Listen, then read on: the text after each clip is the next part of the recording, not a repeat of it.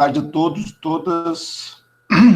Prazer, né, estar aqui de volta, né? De volta na Unijuí, mas embora não de volta, né? À distância. Né? Isso permite que, pelo menos, a gente não vá baixar o estoque de vinhos do Douglas hoje, né? Por conta da... Mas fica no crédito, né? Que eu sei que lá tá gordinho de vinho, né? Imagino. Pertinho da Argentina, aí tudo fácil, né? Mas já inicio pedindo desculpas pelas brincadeiras aqui, né? Mas o pessoal me conhece, sabe que a gente tem, ainda mais com esse perfil de atividade à distância, né, a gente tem que tentar tornar um pouco mais leve, né, a conversa, né? Por conta de a gente não tem uma interação maior também, né? E aí tem os colegas, amigos aí que eu conheço de muitos anos, né? Então, a gente tem outras relações, para além dessa relação basicamente acadêmica, e permite que a gente seja mais informal também. É um prazer, né, conversar com vocês. Como disse o Michael, a gente tinha programado no início de maio, né, foi exatamente no final de semana do início do isolamento social, né, 12 ou 13 de março, né? Foi exatamente nesse momento, foi a última vez que o Douglas cortou o cabelo, né? Então, vocês imaginam, tá? Quando se voltar às aulas presenciais, ele vai voltar de trancinha, né? Na Unijuí. Mas foi a última vez, né? Acabou impactando exatamente no dia da viagem programada, né? Foi uma pena, mas, bom, estamos aí, bom que estamos sobrevivendo, né? Tudo isso, né? Quem chegar ao final de 2020, né, será agraciado aí com um prêmio sobrevivência. E aí o Michael me pediu para a gente fazer essa atividade com vocês, conversar um pouco sobre alguns temas que estão relacionados, por um lado, com a linha de pesquisa que eu tenho desenvolvido junto ao CNPq e que se inaugurou fundamentalmente a partir de 2015 ou 2014, por aí, quando a gente... Eu ainda estava na Unicinos, e a gente fez a orientação de uma tese de doutoramento do Elias Jacob Neto, que foi meu aluno na Unicinos, quando a gente começou a tratar do tema da questão da surveillance e das questões do impacto das tecnologias em torno do Estado e do papel, né, que isso poderia desempenhar sobre o tema dos direitos fundamentais e, fundamentalmente, não, os direitos fundamentais em especial, com relação às questões ligadas à igualdade, né, até por conta de que o tema da privacy, o tema da privacidade e tal, é uma coisa que, de algum modo, embora permanentemente venha à tona, é alguma coisa que tem já uma série de respostas, uma série de enfrentamentos, e pelo menos até aquele momento a gente achava que a questão da igualdade, né, sofria um impacto forte, né, por conta das chamadas novas tecnologias, ou da revolução da internet, ou da revolução digital, ou como queiram chamar. Esse por um lado, né? Então, eu tinha um projeto de pesquisa CNPq que tratava disso, depois agora finalizou esse projeto, e esse ano se inaugurou um outro projeto também conectado com isso, mas focando mais pontualmente o tema da democracia, e particularmente o tema das eleições, e o problema da representação, mídias sociais, essas coisas que vocês também estão já acostumados a ouvir aí, provavelmente, não sei se o Michael, quem mais, alguém aí que esteja tratando, né, desses temas. E, por outro lado, né, a circunstância atual, ou seja, a circunstância da pandemia, né, nos levou a uma série de reflexões e permitiu que, né, por uma circunstância qualquer, eu e o Michael tenhamos desenvolvido um texto, né, que foi, assim, construído no calor da discussão, e publicado na revista da Faculdade de Direito, né, do curso de Direito da Federal de Santa Maria, agora do primeiro semestre, né, ainda ali logo depois de março, né, e eu acho que um pouco essa discussão que eu queria trazer para vocês, e eu até preparei aqui um material, eu acho que está para apresentar aqui, né, Michael?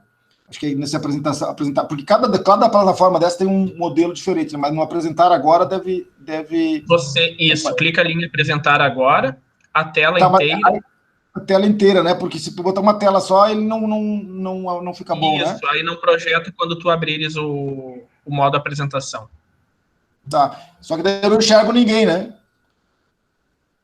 Tem esse inconveniente. Isso é uma coisa que as plataformas vão ter que resolver no futuro. Exato.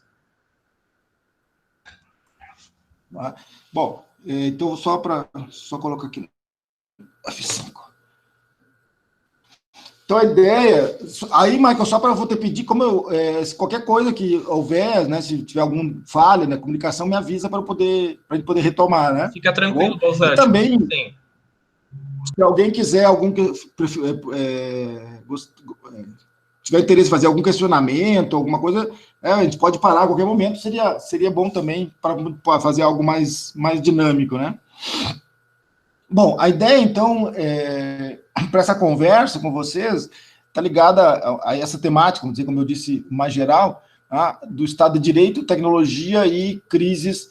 E aí eu estou relacionando a questão da crise ambiental e do que a gente está chamando hoje da chamada crise, né, nomeada crise sanitária, né? Então, eu acho que uma primeira questão, né, evidente que vocês já sabem, né, eu acho que é importante a gente retomar aqui a própria ideia do Estado de Direito, né, e um tema recorrente, por óbvio, mas eu acho que sempre é importante que a gente pense a respeito disso para poder assim, contextualizar essa discussão. Né? Ou seja, a ideia do Estado de Direito é sempre naquela perspectiva, né, da substancialização do Estado, que vem aquela passagem do poder pessoal, poder legal, questão dos direitos humanos, etc. Tudo isso vocês já estão cansados de ouvir, mas eu acho que é uma coisa que também é importante a gente sempre lembrar, né, é de que, na realidade, essa questão do Estado de Direito é muito mais um discurso sobre o Estado de Direito do que uma realidade do Estado de Direito. Né? Basta que a gente percorra aí os relatórios sociais da ONU ou de qualquer outra agência internacional, ou mesmo agências nacionais ou notícias que circulam por aí, para a gente perceber que assim, a proposta, o projeto, né, a ideia do Estado de Direito é muito mais uma ficção, né, do que uma realidade. Inclusive por conta, né, que eu chamo dessa elasticidade que a concepção do Estado de Direito tem, na medida em que ela vem acompanhando, de certo modo, a própria, eu não gosto muito desse termo, mas a própria evolução, né, o próprio devir, né, a própria trajetória, né, da humanidade nos últimos 200 anos, né, ou pelo menos desde as revoluções liberais. E por isso ela passa, né, eu chamo isso de um conceito elástico, ela passa permanentemente a incorporar novos conteúdos, a novos problemas sociais. Não é aquela velha discussão que o próprio Bob já dizia na era dos direitos, né? Ou seja, os direitos humanos nascem quando podem nascer, aquela coisa toda, né? Das gerações ou das dimensões dos direitos humanos, e que vem, né, de alguma maneira, como eu disse, incorporando esses conteúdos, e que sai daquilo que eu chamo de uma questão individual, ou seja, o problema do indivíduo, lá nas origens do Estado de Direito, né, a primeira dimensão dos direitos humanos, passando pela questão chamada questão social, que é um nome, né, mais conhecido, né, que envolve a questão da regulação das relações de trabalho e dos direitos sociais, econômicos, sociais e culturais, a segunda dimensão. Depois vem a questão ambiental, e por último, o que eu estou chamando de uma questão informacional. Eu particularmente também não gosto muito desse nome, mas eu estou dando esse porque eu ainda não identifiquei um termo melhor, mas a questão informacional no sentido de que ela passa a dialogar com uma nova circunstância, um novo contexto histórico, no qual emerge um conjunto de conteúdos que precisam ser enfrentados, ou precisariam ser enfrentados, e que muitas vezes confrontam mesmo a própria ideia, né, como eu disse, a própria ideia de Estado de Direito. E, por outro lado, né, ainda a gente convive, um terceiro aspecto, que, retomando aqui, né, a gente convive com isso que eu estou chamando aqui da máscara neoliberal do Estado de Direito. Estou usando o termo que professor Avelanz Nunes utiliza, né, das máscaras do Estado capitalista, exatamente para chamar a atenção de que nós vivemos, né, num contexto de transição,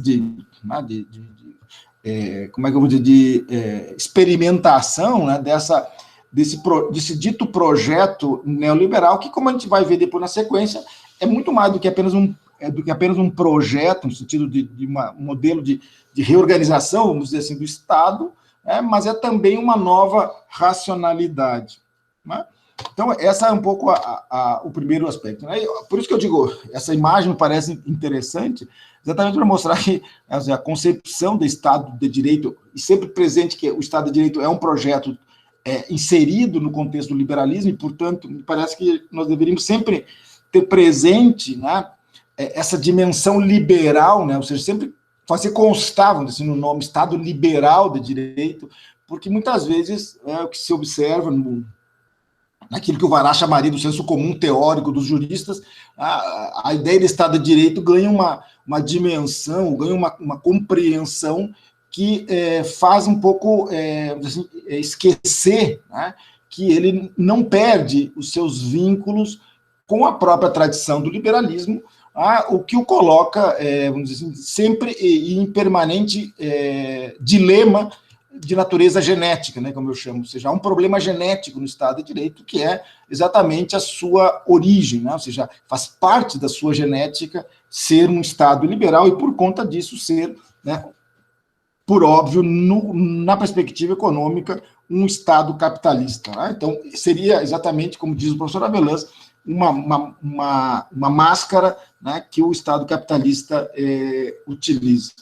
Mas esse Estado liberal do direito, então, ele acaba sendo, assim, de alguma maneira, transposto para num segundo momento, para aquilo que a gente, né, de regra, chama Estado social do direito. Né? E aqui, por isso que eu coloco Estado liberal social do direito, exatamente, de novo, para chamar a atenção disso, por conta de que essa transição liberal, ela não é ao fim e ao cabo, uma ultrapassagem do liberalismo, ou seja, ela não deixa para trás o liberalismo, ela apenas, de alguma maneira, assim, reordena o mesmo Estado liberal a partir, né, de um conjunto de respostas que são dadas a demandas e a pretensões advindas de setores da sociedade, sobretudo, num primeiro momento, das chamadas classes trabalhadoras, dos movimentos operários, que fazem com que esse Estado, né, de direito incorpore aqueles conteúdos chamados, né, dos direitos econômicos, sociais e culturais, das intervenções do Estado, né, tanto intervenções, veja que vai mudando de perspectiva, né, intervenções do Estado sobre o domínio, e isso muda o perfil do próprio Estado, né, ou seja, eu sempre digo nas aulas, né, ou seja, nós saímos daquele Estado magrinho, né, daquele Estado chamado Estado mínimo, para um Estado mais robusto, né, um Estado que cheio, né, ele cresce o âmbito, o espectro das chamadas intervenções do Estado, né, deixa de ser apenas ligadas à paz e à segurança, como dizem, né, de regra, e passa a compor intervenções no domínio econômico, intervenções sobre o domínio econômico, que importam em políticas públicas, em serviços públicos, em infraestrutura necessária ao próprio desenvolvimento capitalista, em servidores públicos, ou seja, você acaba ganhando, né, uma outra perspectiva, ou seja, fica um Estado muito mais gordinho, mas de regra, a gente sempre pensa a ideia do Estado social, liberal social do direito, como esse Estado que provê um certo suporte, né, uma certa base de sustentação para os indivíduos, para os cidadãos. Então, um pouco essa perspectiva. E veja como é interessante isso, né, que a própria ação do Estado, ela ganha um novo foco, né? Se antes era o legislador o foco principal, agora nós temos o administrador público, o executivo, como o lugar, né, de maior relevância, né? Agora, depois disso, nós temos que pensar que esse chamado Estado liberal social de direito, ele acaba, de algum modo, sofrendo na sua sequência histórica, né? Como dizem algumas, as dores e delícias de ser o que é, né? Ou seja, de ser um Estado capitalista, no fundo, né? Ou seja, o Estado liberal social de direito, ou mesmo chamado Estado democrático de direito, ou liberal democrático de direito, para usar o conceito que está na Constituição brasileira, ele, passado um período, né, que é chamado os 30 anos gloriosos do Estado Social, ele acaba se confrontando, né, com crise, sobretudo um primeiro momento, uma crise fiscal, uma crise financeira, que advém exatamente, de um lado, do seu sucesso, porque por conta do sucesso ele vai ganhando cada vez mais demandas, né, ele vai sofrendo, né, de certo modo, com as demandas que vão sendo acrescidas, né, e isso vai gerando, inclusive, um custo adicional, né, um custo agregado ao próprio Estado. Né? Por isso que eu digo que o sucesso do Estado de bem-estar por outro lado, o seu próprio fracasso. Né? Quanto mais bem-sucedido ele for, melhor mas também pior é. Um exemplo, talvez, característico disso seja a ideia de, por exemplo, a necessidade, a questão da reforma da Previdência, né? Uma reforma social, né? da Seguridade Social como um todo, de algum modo, mas da Previdência especificamente, ou seja, quanto mais longevidade nós tivermos, quanto mais ganhos, né, por conta da própria dimensão do Estado Social, nós tivermos na perspectiva de uma vida mais longeva e uma vida com melhores condições, né, é melhor, e é o resultado do Estado Social, mas é também pior, por quê? Porque gera custos muitas vezes não previstos para o próprio Estado Social. Então, vejam, essa dualidade, né, que vive o Estado Social exatamente por ser um Estado capitalista. Por quê? Porque ele não pode avançar demais sobre a economia capitalista, porque senão ele romperia com a sua gênese, né, de um Estado limitado pelo próprio capitalismo. Né? O exemplo que eu sempre digo é o que está nos objetivos da República, na Constituição, né? Ou seja, a extinção da pobreza e a redução das desigualdades sociais e regionais. Em nenhum momento o legislador falou em extinção das desigualdades. Tá? E essa redução ela pode variar, né? Ou seja, o nível de redução ele não é objetivo. Né? Então, eu acho que esse é um primeiro momento. E tanto é que isso vai levar àquilo que o professor Avelas nos chama a atenção, que é, de algum modo, uma transição que vai se experimentar do modelo keynesiano, baseado, sobretudo, na ideia do pleno emprego, para um modelo hayekiano baseado no equilíbrio de contas, que vem na esteira, né, da emergência aí do chamado neoliberalismo. Tá?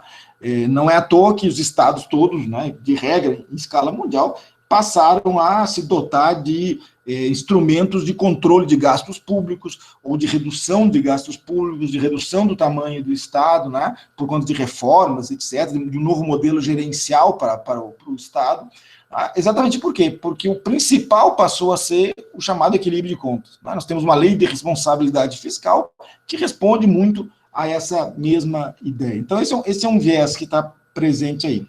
O segundo viés é a questão da globalização, ou das globalizações, ou seja, o contexto no qual o modelo Estado liberal, social do direito, ou Estado democrático de direito se insere, ele já não é mais o antigo modelo, né, do Estado como centro das atenções, mas já de um Estado diluído num contexto de globalização. E de globalização que dialoga com uma transição do próprio capitalismo, por conta, inclusive, já aqui e agora, de uma transição também tecnológica, ou seja, nós avançamos de um modelo de capitalismo de produção para um capitalismo financeiro que se tornou possível, né, sobretudo em escala global, se tornou possível exatamente por conta da questão da nova tecnologia.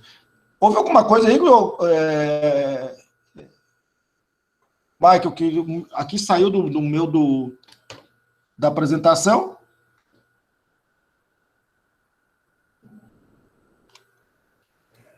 Está apresentando, Bolzan. Estamos vendo. Não, o meu que deu algum problema aqui, então. Aqui transitou agora para o slide limites, Estado contemporâneo. Okay. Não, então, é que para mim tinha dado a tela meio que desapareceu, mas tudo bem, voltou agora.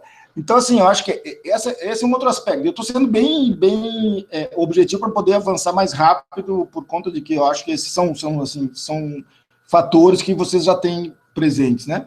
Então, acho que essa questão da globalização, do capitalismo, do neoliberalismo, crise do Estado, acaba, de alguma maneira, impactando né, no problema da própria legalidade, né, faz transitar por uma série de fatores, né, inclusive por conta desse déficit de oferta, esse déficit de realização do próprio projeto do Estado Social, o que alguns autores vão chamar da era do juiz, né, a era do sistema de justiça, mas, sobretudo, porque interessa aqui, nós experimentamos, no contexto do neoliberalismo, da globalização, etc., experimentamos essa ideia de um Estado reformado, né, de um Estado revisitado, sobretudo no seu papel e nas suas dimensões, né? Seja por privatizações, como eu disse, pela questão do equilíbrio de contas, e, portanto, os estados não podem gastar mais do que arrecadam, em princípio, e também por conta de um novo modelo de gestão do próprio Estado, ligado a o chamado novo modelo gerencial do Estado, inaugurado, sobretudo, na era Thatcher, na Inglaterra, essa ideia de um gerencialismo conectado com um modelo de eficiência da administração pública. Tanto é que nós incorporamos depois na Constituição brasileira, já, né, agora, mais recentemente, a ideia, né, do chamado princípio da eficiência, né? Então, acho que tudo isso, de alguma maneira, é importante ter presente, exatamente porque talvez esse seja um dos fatores que vai impactar hoje, né, o enfrentamento da própria pandemia, ou seja, a crise pandêmica, de algum modo, fazendo um salto aqui, de algum modo, ela vai explicitar a incapacidade do Estado dar conta, né, ou enfrentar uma situação emergencial, exatamente por razão do modelo de reforma, de revisão do papel do Estado, de privatizações e tal, que é imposto por esse novo modelo gerencial, por esse neoliberalismo, né?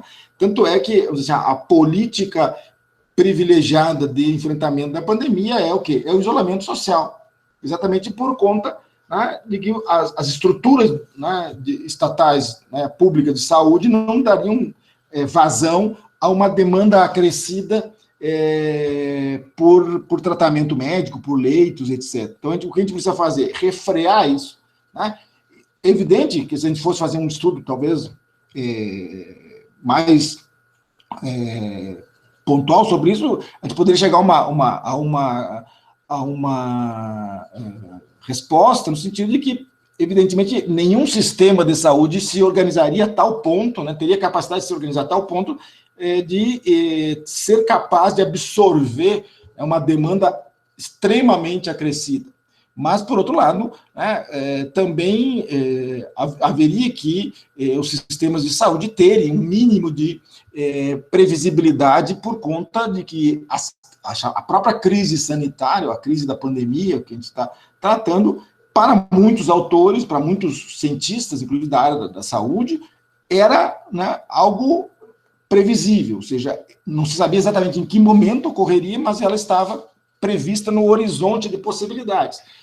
Então, o que parece é que o Estado foi pego, né, esse modelo gerencial, esse modelo de um Estado reduzido, um modelo de um Estado reformado, foi pego, a gente pode dizer, de calça curta, né, para enfrentamento de uma situação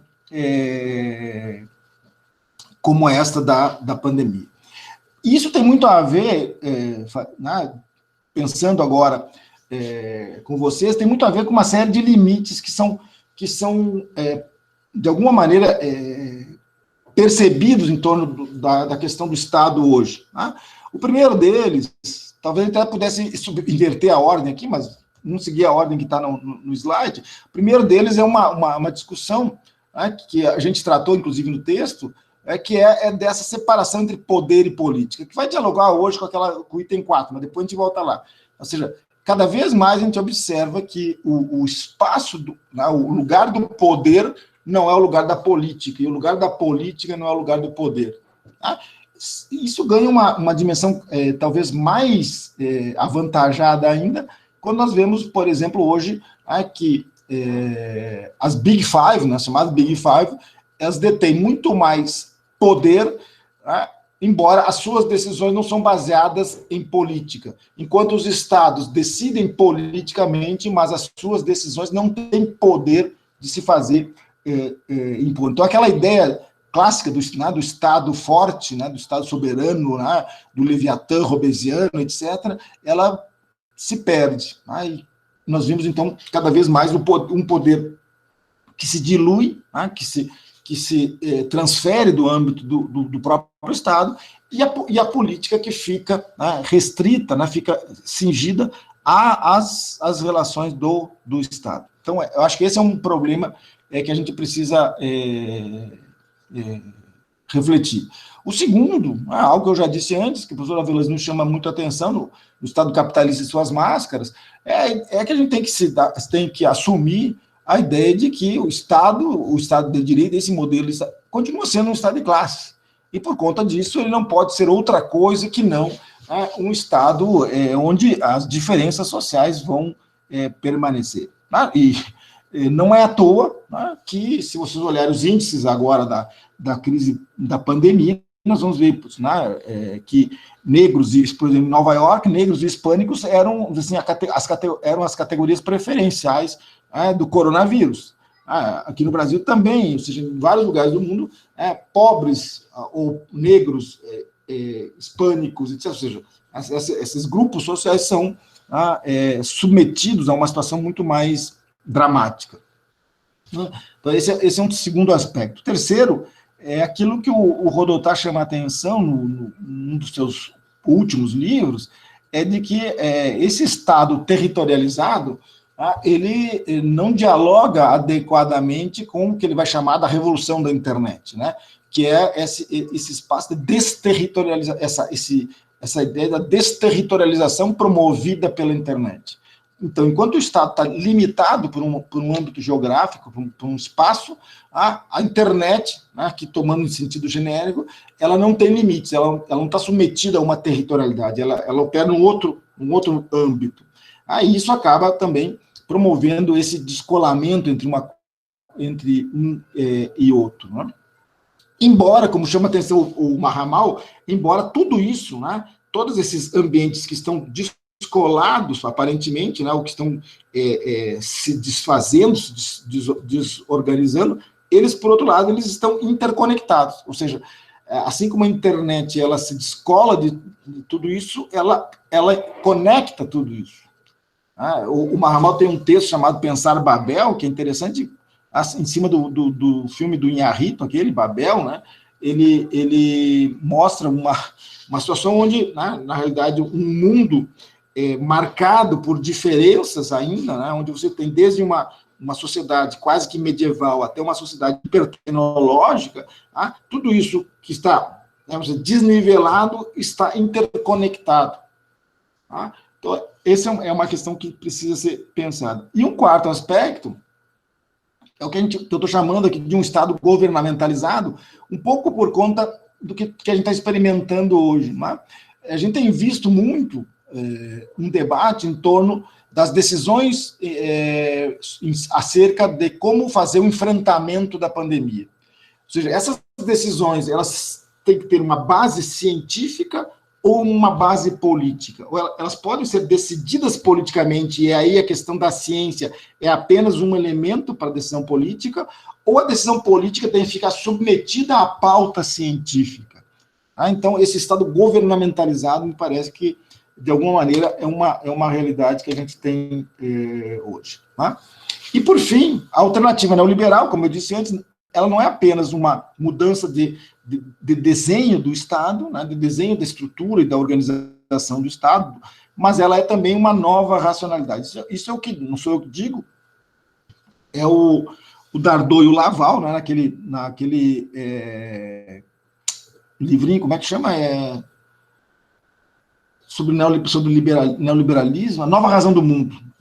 Ou seja, eles vão chamar a atenção exatamente para essa ideia. Está escrito em cima, eu tinha me esquecido, mas chamar a atenção exatamente para essa ideia de que o neoliberalismo não pode ser entendido, não pode ser pensado apenas como um modelo organizacional, mas como uma racionalidade, e, portanto, ele traz uma nova lógica de funcionamento da própria ação estatal. Né? O que leva a essa mutação empresarial, né?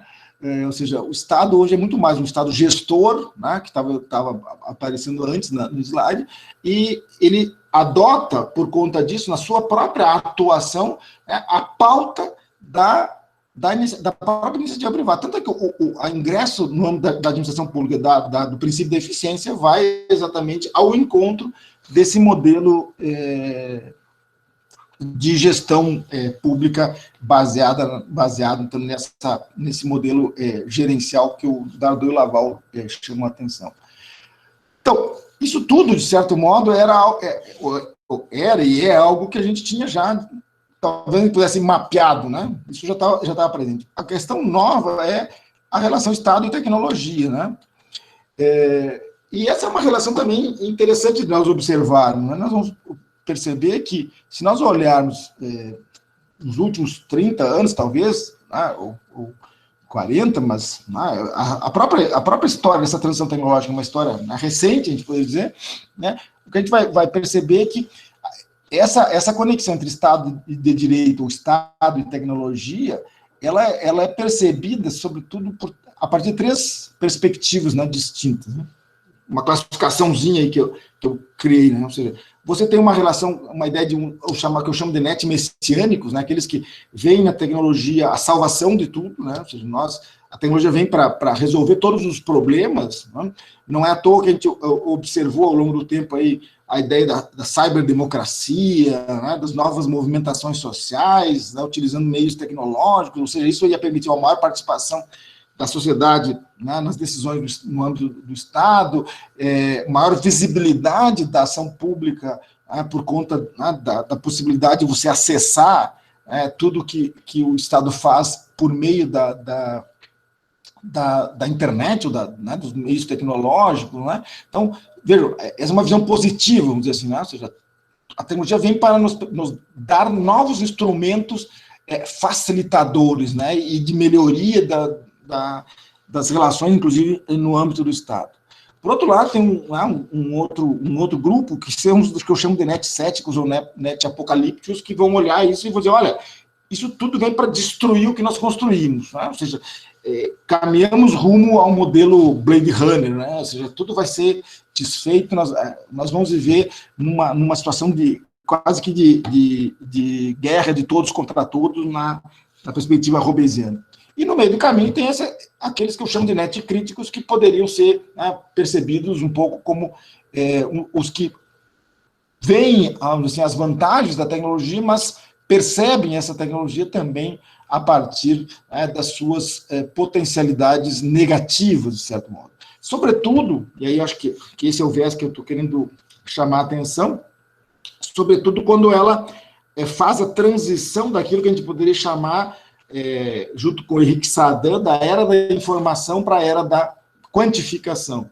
Ou seja, a gente pode pensar essa trajetória histórica, né, que a gente vai chamar aqui da transição tecnológica, lá dos anos 60 até hoje, quando se inaugura a ARPANET, aquelas coisas todas lá, que vocês já conhecem bem, todo esse período, a gente vai poder dividir em 2 grandes momentos. Um primeiro momento, que é que a gente pode chamar de era da informação, onde, de algum modo, a internet, o www, era o lugar da liberdade, o lugar de acesso à informação, a janela para o mundo, né? Ou seja, eu podia ir buscar a informação que eu quisesse na internet, para uma era da quantificação, onde não só ela é a janela para o mundo, mas ela é também um caminho inverso, ou seja, ela se apropria do nosso mundo para transformar isso num conjunto de informações,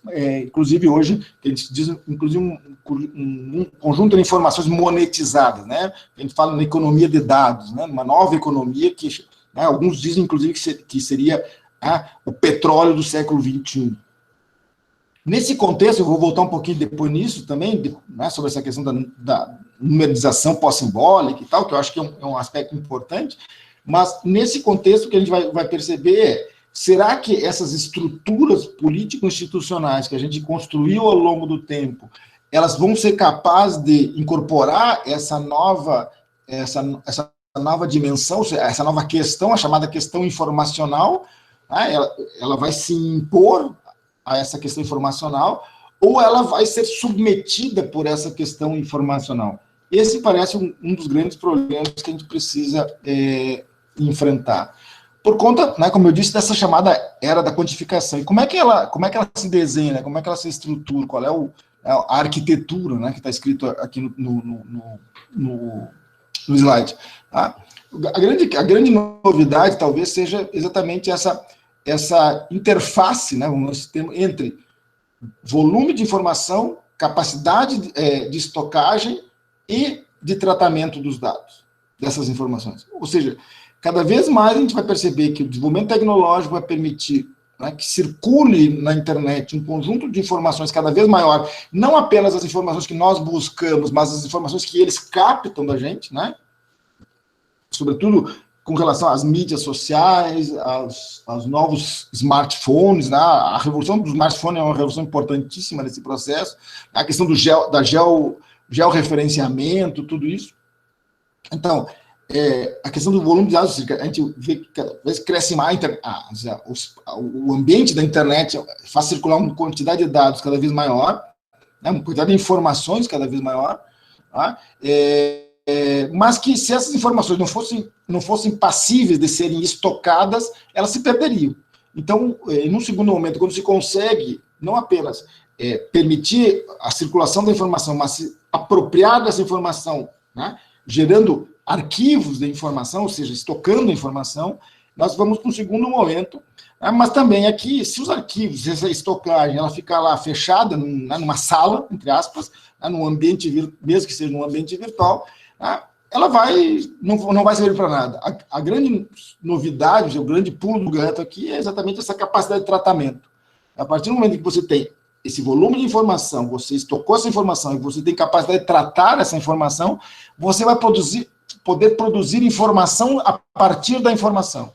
É uma informação de segundo nível. E fundamentalmente, uma informação baseada em estatística. Né? Por isso que o Henrique Sadanich fala disso, de um processo de numerização. Tá?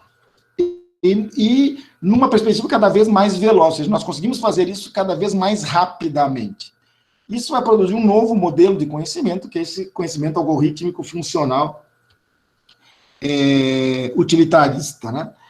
Que, de alguma maneira, me parece, essa é uma questão que coloco para vocês também, que é um debate, né, que nos permitiria ver como a questão da internet, né, como a questão da internet, ela, de alguma forma, ela se acopla, né, e aqui não estou usando o acopla no sentido sistêmico, né, mas como ela se cola, né, ela se casa bem com o próprio projeto do neoliberalismo, né? Ou seja, nada mais viável para eficiência do que um modelo gerencial baseado em dados. Isso vai levar à discussão do chamado fim do Estado de Direito, né, para o problema da surveillance. Aí nós temos toda uma literatura, toda uma discussão filosófica e sociológica em torno dessa tríade, né, ou seja, da questão da disciplina, da segurança e do saber, né? Desde o Orwell, né, que, em 1984, até o Henrique Sadanich, que eu tenho usado aqui, na medida em que esse conhecimento algorítmico funcional, ele é um conhecimento, né, como ele é um conhecimento que não é baseado numa linguagem simbólica, mas é baseado numa linguagem pós-simbólica, é um conhecimento que se pretende aleteico, né, um conhecimento verdadeiro. Isso acaba afetando uma série de âmbitos, né, desde os direitos fundamentais até a própria questão da estruturação normativa do Estado, né? Ou seja, a questão da privacy, né, acho que talvez seja o primeiro nível disso, né? A questão da igualdade como um segundo âmbito, né? Ou seja, como essa possibilidade de tratamento de dados, né, desse volume de informações, né, que circulam nesse ambiente digital, ela permite a construção de perfis e, com isso, ela permite também a produção de uma discriminação digital baseada exatamente nessas informações que são colhidas, tá, colhidas, tanto porque nós ofertamos essas informações, muitas vezes, inclusive nas mídias sociais, né? Quando o Douglas, por exemplo, vai jantar e bota, né, aquela garrafa de vinho, né, Romanée Conti, que ele tomou em São Paulo esses dias, com isso a gente consegue estabelecer já um perfil, né, não só de consumidor do Douglas, mas também em relação a outros aspectos da vida social, inclusive a própria Receita Federal poderá, né, lançar a mão dessas informações aí para buscar, né, as origens dessa riqueza não declarada do Douglas, né, por exemplo. Aí ele nem reclama, viu? Não é o meu caso, não é o meu caso. Estou tão tranquilo que não é o meu caso. Não é Douglas, né? Não é Douglas. Desculpa, eu me enganei, então. Mas esse é um dado que me parece relevante. Ou seja, como esse conjunto de informações que são obtidas e que são apropriadas, né, consciente ou inconscientemente, nesse contexto, ela permite a construção desses perfis e estabelecimento, né, de desejos, de previsões, né, de incitações, etc. Por outro lado, essa mesma transição tecnológica, ela permite, né, com base nesse modelo estatístico, fazer isso que a gente chama de mathematical turn, né? Que o Lênio não me escute, né?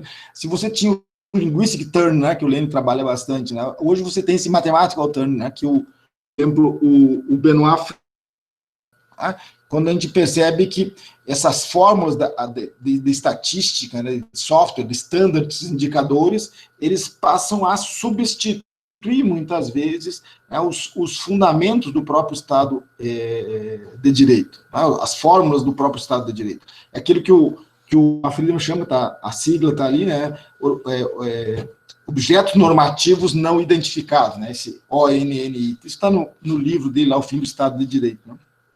Então, o que a gente observa aqui é que há uma desvantagem cumulativa, não só no âmbito da liberdade, mas também no âmbito da igualdade, né? Então, essa questão da internet é importante, né? Isso aqui é só para, né, ilustrar um pouco, né, o pessoal que gosta das imagens, né? O L. Foucault, né? Para desopilar um pouco. Então, o que a gente tem agora, né, tudo isso, eu acho que há uma questão que a gente precisa pensar, né? Que é, por outro lado, as crises. Né? Como isso tudo, de alguma maneira, dialoga com o que a gente está falando, né? Seja com a crise ambiental, seja com a crise sanitária. Né?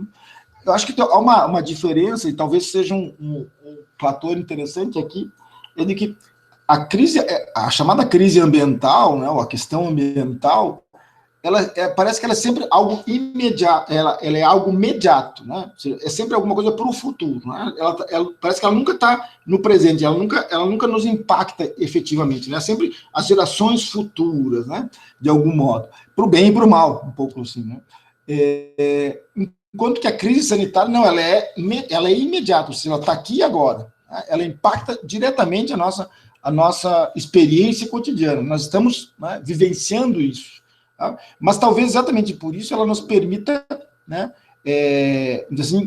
estabelecer alguns referenciais para o próprio enfrentamento, né, quando vier da chamada crise ambiental. Ou para nós pensarmos que a crise ambiental também está, de algum modo, aqui e agora. Né? Por isso que o debate em torno disso, né, nos levou a reconhecer que a globalização ou as globalizações elas não apenas permitem, né, o fluxo de mercadorias, de pessoas, de capitais, etc., mas também, né, ela oferece a oportunidade para a circulação, né, do vírus, né, para a mundialização, essa globalização da doença, né, e dos riscos. Então, acho que essa emergência advinda da crise sanitária ela é fundamental para a gente repensar um pouco alguns dos aspectos que estão presentes hoje, que nós tratamos lá no texto, eu e o Michael. Né?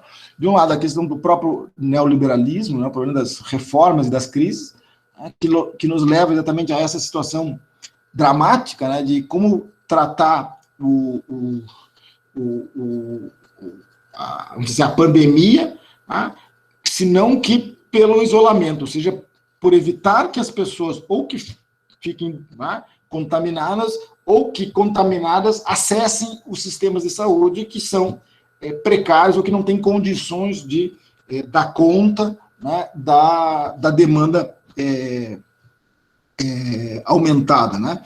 Então, acho que explicitou muito, né, dessa situação.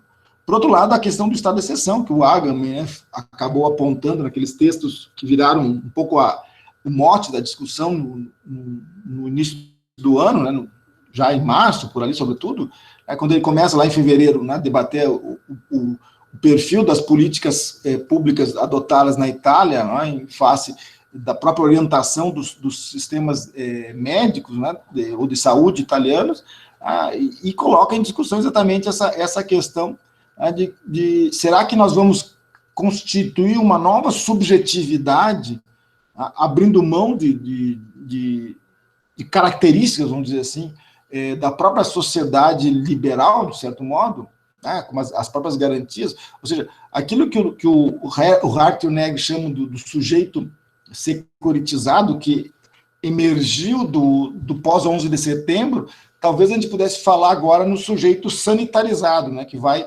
aparecer, que vai surgir a partir da crise sanitária, ou seja, um sujeito que troca, né, assim, uma aparente segurança sanitária, né, ou seja, de evitar doenças, etc., por liberdades, ou seja, ele abre mão de liberdade, abre mão de garantias para, né, em tese, ou aparentemente, ser garantido, né, ser assegurada a sua qualidade de saúde, né, a sua saúde em sentido estrito. Esse é o debate que o Agamben colocou naqueles textos e com o qual a gente acabou dialogando, de certo modo, também no nosso texto lá, eu e o Michael. Eu acho que esses são os aspectos interessantes. Ao mesmo tempo, começa a aparecer uma outra discussão, né, que é a discussão em torno, né, de algumas respostas para isso, né? Ou seja, a gente tem visto inúmeras lives por aí, inclusive, acho que no Comped, né, se não estou enganado, o Ferraioli falando sobre um posicionalismo planetário, né, retomando esse debate, né. Ontem eu até recebi um texto que saiu, acho que o Michael também me passou, um texto que saiu no Comped, né, agora, do Ferraioli, com algo, acho que é da Sandra Vial, se não estou enganado, tá? Essa questão, né, de um novo constitucionalismo planetário, constitucionalismo da Terra, etc., retomando esse debate por conta da necessidade de você ter, né, uma forma político-institucional que, de alguma maneira, vamos dizer assim, congregue, né, os ganhos, vamos dizer assim, que o próprio constitucionalismo construiu, né, ou constituiu ao longo do tempo. E, por outro lado, a revisão do próprio modelo e papel das instituições globais, sobretudo, né, dos organismos globais, funcionando como, diria o Ferraioli, como instituições de garantia. Então, acho que essa é uma questão importante. Por que isso? Já estou caminhando para o final aqui, Michael, para não dar tempo para a gente poder conversar um pouco, né? Senão vou longe demais. Mas um pouco para a gente tentar perceber essa diferença entre exceção e excepcionalidade, né? Eu acho que esse é um aspecto interessante, tomando em consideração tudo isso que foi dito antes, né? Ou seja, essa ideia do sujeito securitizado, né, pode ser transitando para uma ideia de um sujeito sanitarizado, né? Será que isso é algo que, de algum modo, vai impactar, né, a ideia da própria ideia de Estado de Direito? Por outro lado, a ideia de fronteiras, né, o que a gente viu muitas vezes nesse processo foi, ao invés de uma abertura de fronteiras, foi exatamente um fechamento de fronteiras, tanto em níveis, né, dos estados nacionais, internamente, quando a gente bloqueou, né, determinados lugares, né, ou quando alguns municípios impedem o acesso de pessoas que não são residentes no local, por conta, né, para evitar o contágio, né, a transmissão, né, do vírus, né, ou ao contrário, ou seja, isso vai permitir que a gente abra, né, para uma sociedade mais cosmopolita, né. A questão do estado de exceção, do Agamben, que o Agamben traz de novo à tona, né, essa questão, ou seja, será que isso vai se transformar de novo nessa uma técnica de governo, né, vai se assumir como uma técnica de governo, né, baseada no medo? E acho que uma questão nova que tem, né, que é diferente do problema do terror, sobretudo, né, é a ideia do inimigo, ou seja, quem é o inimigo? Quem é o potencial transmissor do vírus, né, na questão sanitária, né? O transmissor do vírus pode ser a pessoa que vive contigo em casa e que saiu para ir no supermercado e voltou contaminado.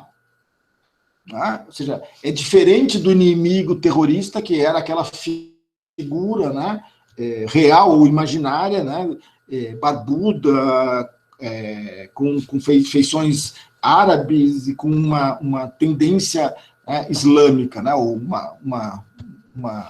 uma religiosidade islâmica. Será que é isso que vai se colocar? Né? Ou seja, será que, melhor, é isso que, na realidade, não é exatamente isso. O inimigo não tem mais essa cara, não tem mais essa identidade. Todos podem ser inimigos. E pensando aqui em tecnologia, esses dias eu vi um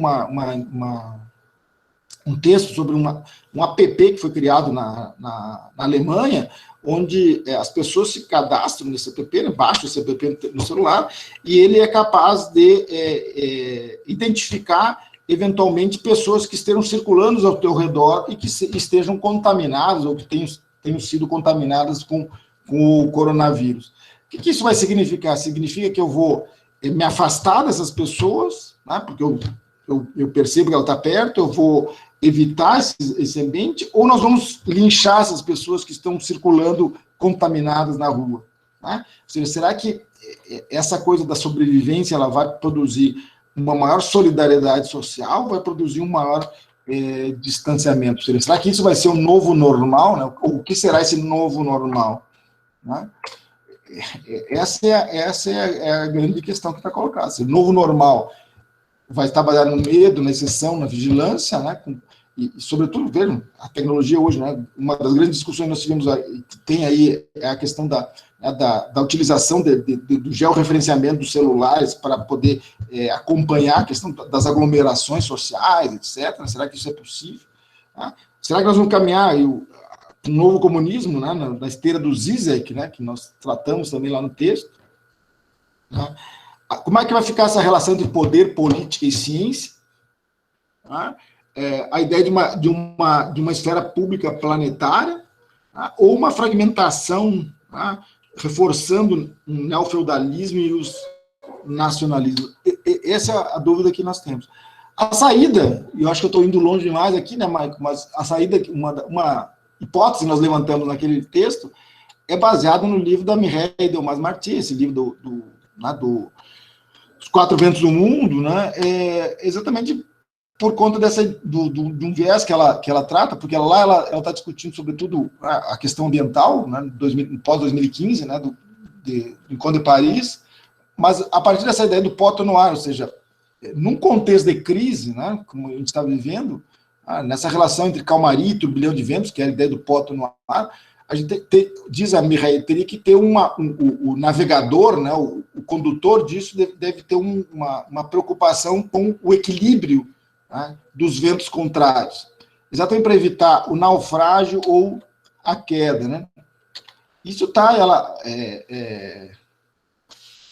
explicitado no texto, no livro dela, né, a partir dessa ideia da rosa dos ventos, né, que tentaria, que assim, evidenciaria, né, a necessidade de nós, de alguma maneira, tentarmos fazer esse equilíbrio, por exemplo, entre liberdade e segurança, ou entre precaução e antecipação, né, e inovação e conservação, que talvez sejam os ventos contrários básicos na questão ambiental.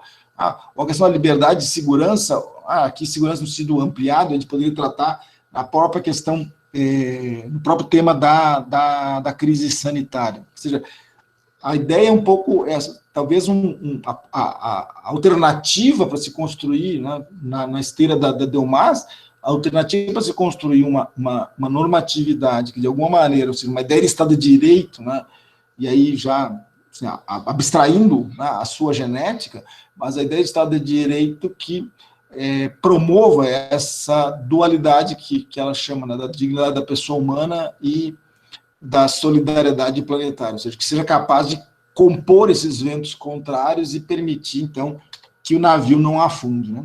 Tudo isso que eu disse, de alguma maneira, tem a base está no nosso texto, né? E o Michael pode me corrigir se eu não fui razoavelmente assim, fiel ao próprio texto, mas procurei aqui trazer um pouco da discussão, que é o texto da decisão agambeniana à Constituição Planetária do Ferraioli, na revista eletrônica do Curso de Direito de agora há poucos. Né? Só para lembrar que eu acho que a gente sempre tem que ter presente, né, a palavra quando a gente fala em tecnologia e internet, sempre aquilo que o Humberto Eco chamava a atenção. Né? Ou seja, o problema da internet é que ela promoveu o idiota da aldeia, o portador da verdade. Né? Então, isso é um problema grave. Né?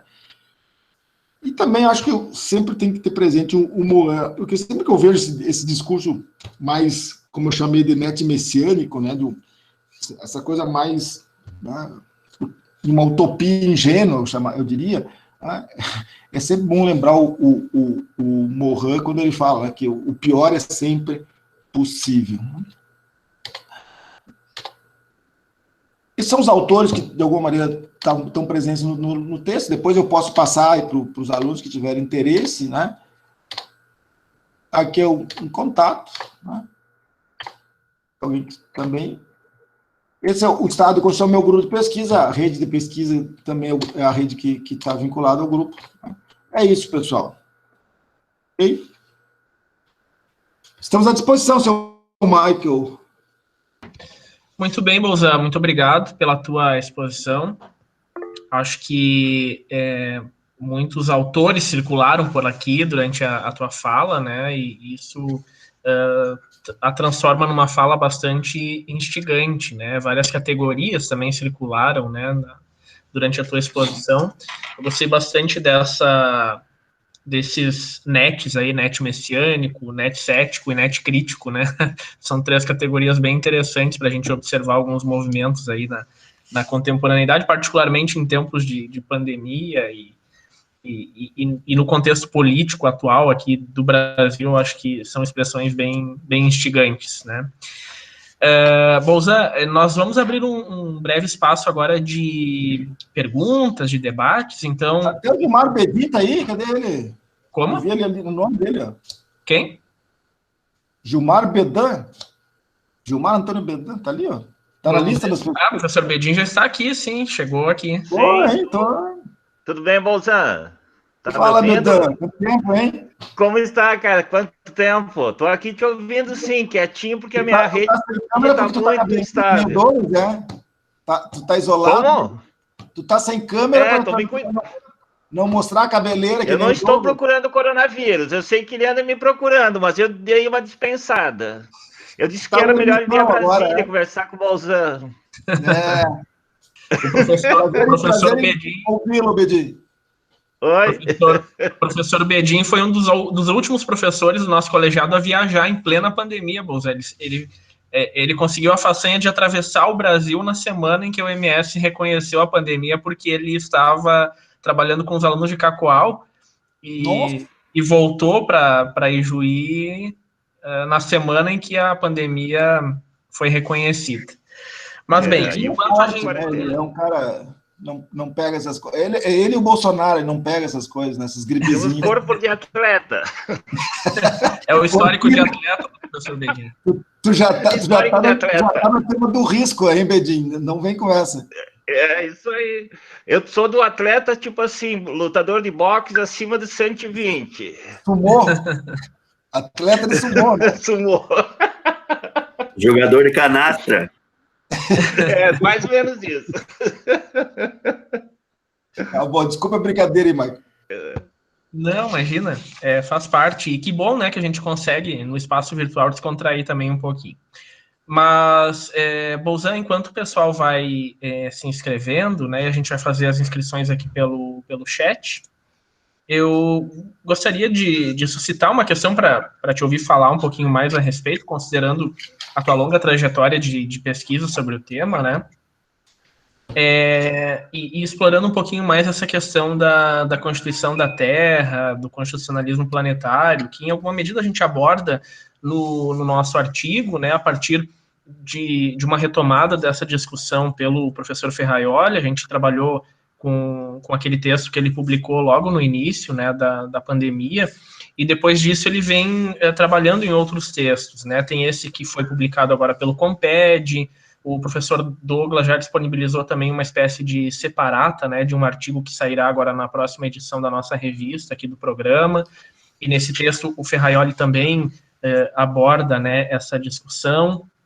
E, claro, do ponto de vista teórico, é uma discussão que nos interessa e que faz todo sentido, né, particularmente diante disso que nós estamos assistindo aí em relação à pandemia, né. Eu acho que é talvez um texto que em alguma medida dá um pouquinho mais de concretude também, aquilo que talvez o Zizek esteja tentando traduzir por novo comunismo, né, essa expressão ainda carente aí de significado. Talvez a gente pudesse pensar um pouquinho a Constituição da Terra nesse sentido, não sei.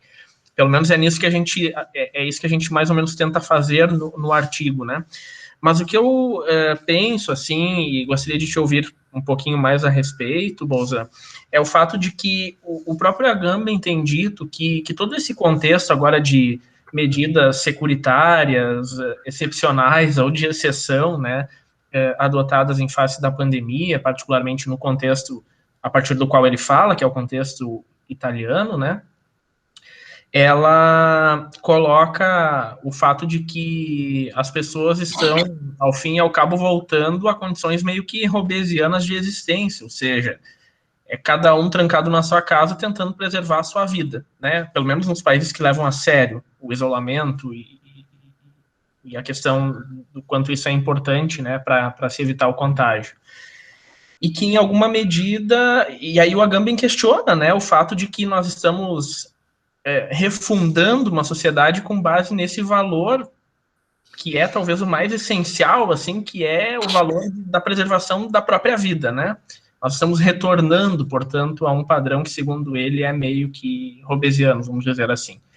E aí eu gostaria de te ouvir falar um pouquinho a respeito disso, né? Porque, paralelamente a isso, a esse posicionamento e a essa constatação agambeniana, vem a proposta do Ferraioli no sentido justamente oposto, né? De que a gente estaria aí às voltas com um contexto que demonstraria ou deflagraria a relevância, a importância de nós trabalharmos a partir do estabelecimento de alguns bens comuns, né? E a ideia de Constituição da Terra está diretamente relacionada a isso. Então, gostaria de te ouvir falar um pouquinho mais sobre essa tensão. Uhum. Eu acho que, só estou notando aqui uma coisa, acho que esse é um debate que a gente tem observado em vários autores, né? Ou seja, está muito talvez a gente poderia dizer polarizado, né? Entre o que a gente poderia chamar de uma tendência solidarista, de alguma maneira, e uma tendência de isolamento, alguma coisa assim. Eu confesso que eu não tenho... Weberianamente, a gente poderia dizer que não faz parte da ciência fazer previsões, né? Mas eu não tenho assim uma resposta, embora eu, de um certo modo, não posso abandonar minha raiz robesiana, né? Acho que aqui, talvez, a expectativa que tenha se criado em torno de uma certa experiência, né, com a crise sanitária, que nos levasse a reconhecer a gente poderia chamar esse destino comum, de certo modo. Não sei se ele será uma ideia-força tão forte assim, né, sendo redundante, né, uma ideia-força com tanta potência, que subverta aquilo que a gente construiu ao longo de tanto tempo, ou seja, esse egoísmo próprio de uma sociedade de base econômica capitalista que, bem ou mal, nos levou até onde nós estamos, né? Em alguns aspectos. A gente até poder, talvez o que o que o Ferraioli tenha retomado aqui também, vai dialogar um pouco com a própria ideia de comum, que é uma ideia que está bastante difundida, né?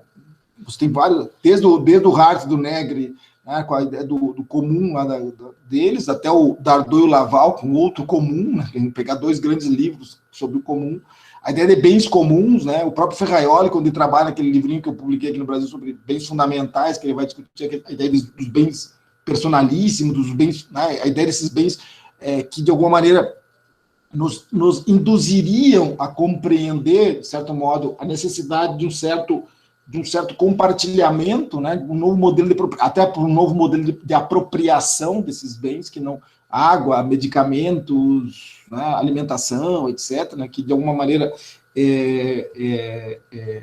nos indicariam, vamos dizer assim, a necessidade de pensar um fundamento comum, né, um fundamento global, planetário, para esses bens. Eu acho que talvez a crítica marxista que o Havelange faz, ela tem razão, no sentido de que é muito difícil, e esse talvez seja o grande dilema genético do Estado de Direito, é muito difícil você casar, né, uma pretensão de certa maneira, universalista com um indivíduo egoísta que é característico do individualismo liberal. Você teria que, talvez o próprio déficit do Estado Social ele é muito resultado disso. Ou seja, esse Estado Social ele não tem... Só fechar aqui a janela.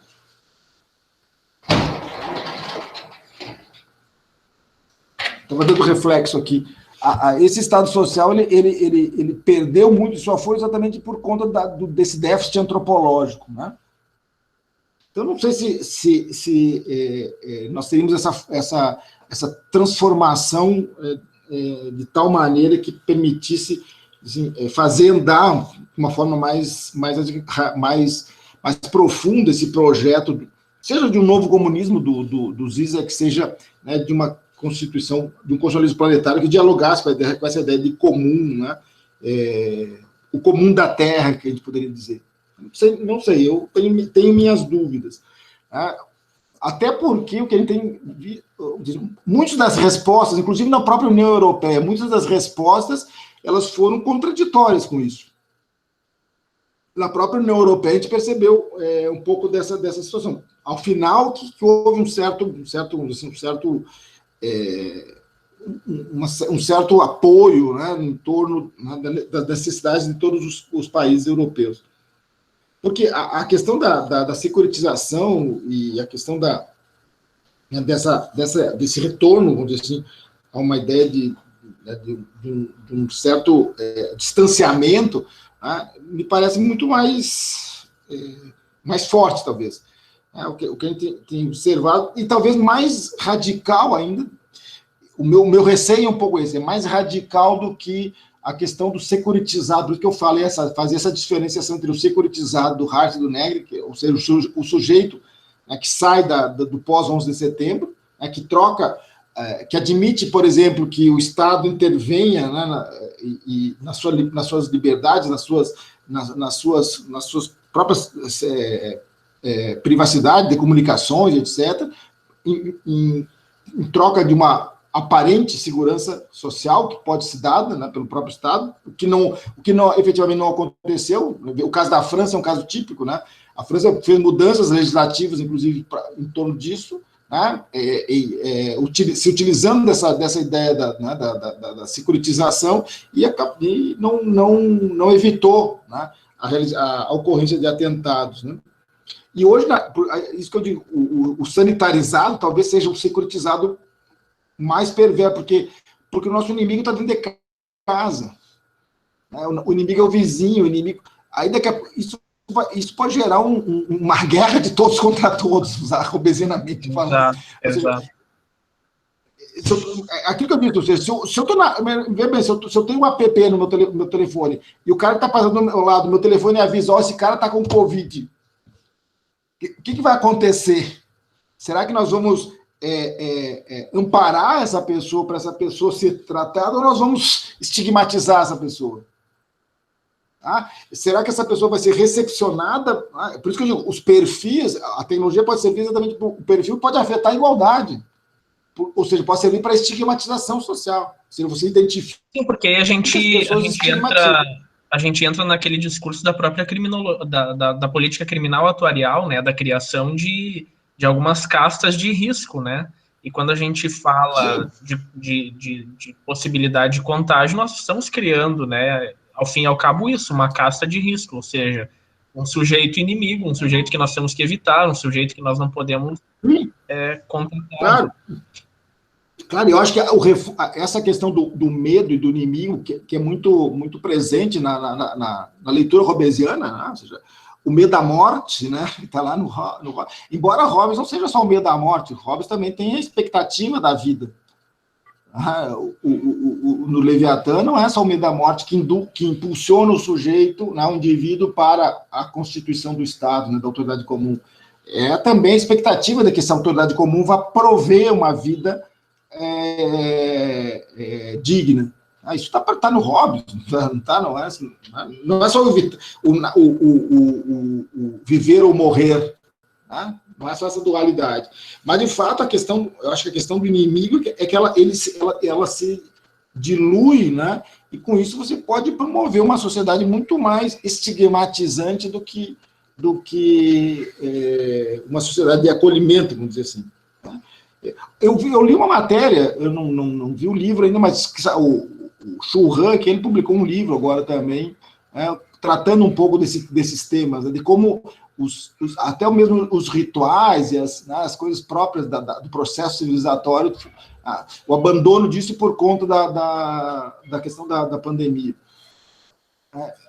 Aí eu tenho minhas dúvidas, nós discutimos isso, né, mas eu tenho minhas dúvidas, por exemplo, quando o Agamben fala isso,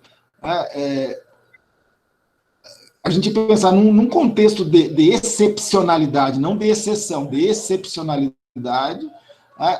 a questão do isolamento, levando em consideração que, de fato, o que nos permitiria questionar, inclusive, o próprio neoliberalismo, o que não vai acontecer, talvez, mas nos induz a nos afastarmos, ficarmos isolados em casa, ao invés de nós estarmos aí de Juí todos hoje, né, tomando um vinho na casa do Douglas, né, de preferência, mas nos afastarmos. Eu não sei se essa excepcionalidade, ela não tem que, bem ou mal, isso a gente tem que admitir. Entende? Esse o paradoxo de excepcionalidade ou profissão. Entendeu? Uma coisa é excepcionalidade, outra coisa é a exceção que torna a excepcionalidade normal e que se utiliza dessa excepcionalidade para promover um determinado assujeitamento do sujeito. Esse sujeito sanitarizado.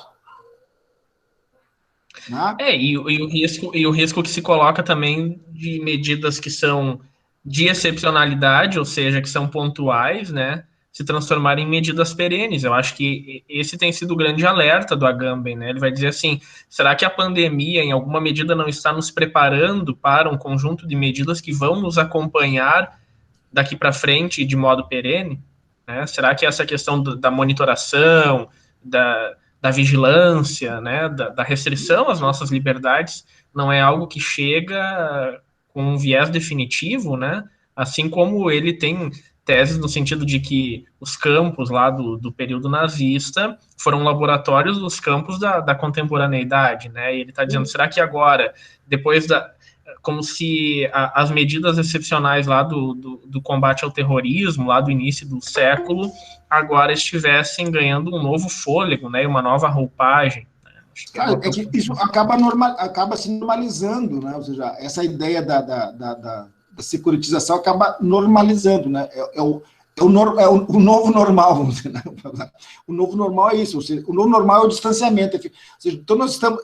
Tem um texto, inclusive, do Agamben sobre isso, sobre essa questão das universidades que ele falou, né? Ou seja, nós estamos nos acostumando a fazer lives. Por que nós vamos correr o risco de estar na sala de aula? Não, ou seja, sem contar que o espaço da universidade, o espaço do campus, ele é mais do que a sala de aula, é um espaço de convivência, é um espaço de troca, é um espaço de diferenciação social, de integração das diferenças, né? Então, talvez seja um pouco... Essa é a grande questão que está colocada. Mas, por isso que eu digo, talvez esse securitizado ou sanitarizado que seja, a partir do momento em que ele normaliza a excepcionalidade, é que nós podemos avançar para esse processo. E, ao mesmo tempo, isso impede, talvez, um projeto de um constitucionalismo planetário do próprio Bob. Desculpa, estou com o Bob na cabeça, do próprio Ferraioli. Porque... Como a gente vai construir esse ambiente, né, esse comprometimento, se nós não temos a empatia com o outro? Sim. Aí a questão de direitos fundamentais é do saco também, né? Mas isso é um pouco... Aí que tá, eu acho que é um pouco a questão que nós temos que fazer a crítica, e que talvez não tenha aparecendo, pelo menos que eu não tenho observado isso, é exatamente a gente perceber aquilo que eu tentei falar no início, não sei se ficou claro. Como... tem uma Bolzani, quem é a Bolzani? Eu vi ali aparecer o nome. A Bruna é nossa doutoranda. É Bolzani, é quase parente, ó, viu? Boa tarde, professor Bolzani. Sim, quase parente. Viu? Então, tem um I a mais só, aí. Vamos tirar esse I aí, então. Grata pela aula de hoje, excelente a explanação. Obrigado, você. Refletindo bastante aqui.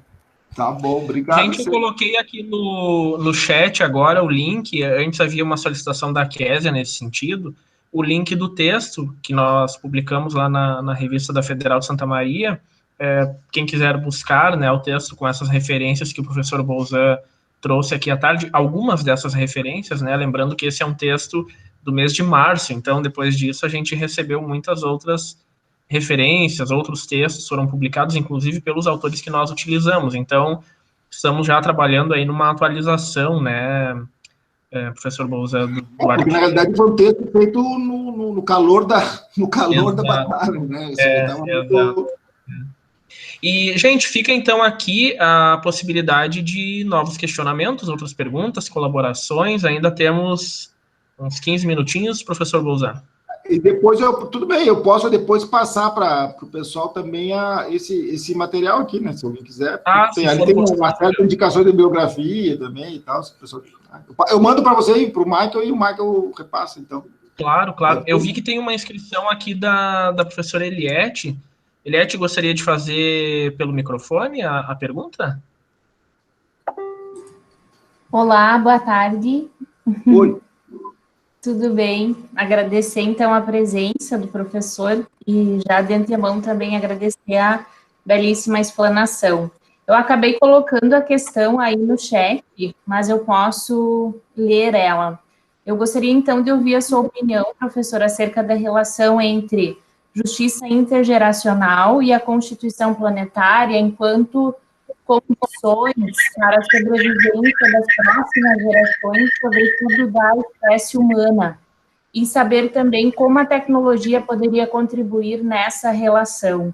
Talvez a palavra exata não fosse condições, né, para a sobrevivência, mas como possibilidades ou, enfim, intermediadoras nesse sentido.